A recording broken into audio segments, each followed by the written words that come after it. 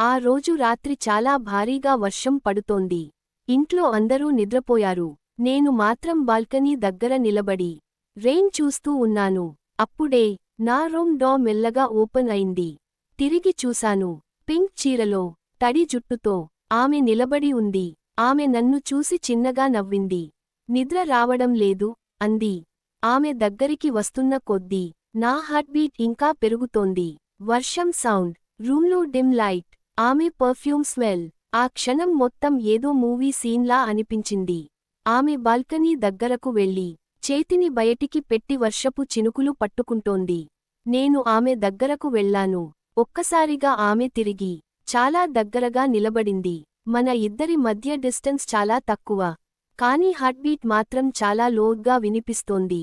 ఆమె మెల్లగా అడిగింది, నన్ను చూసినప్పుడు నీకు ఏం అనిపిస్తుంది? ఆ ప్రశ్న విన్నాక నేను ఆమె కళ్ళలోకి చూస్తూ ప్రతి రాత్రి నీ గురించే ఆలోచిస్తుంటాను అన్నాను. ఆమె సిలెంట్గా నా షర్ట్ పట్టుకుంది. కొద్దిసేపటి తర్వాత ఆమె మెల్లగా చెప్పింది, మన మధ్య ఇది తప్పు అని తెలుసు. కాని నేను దూరంగా ఉండలేకపోతున్నా. ఆ మాట విన్నాక బయట వర్షం ఇంకా గట్టిగా పడుతోంది.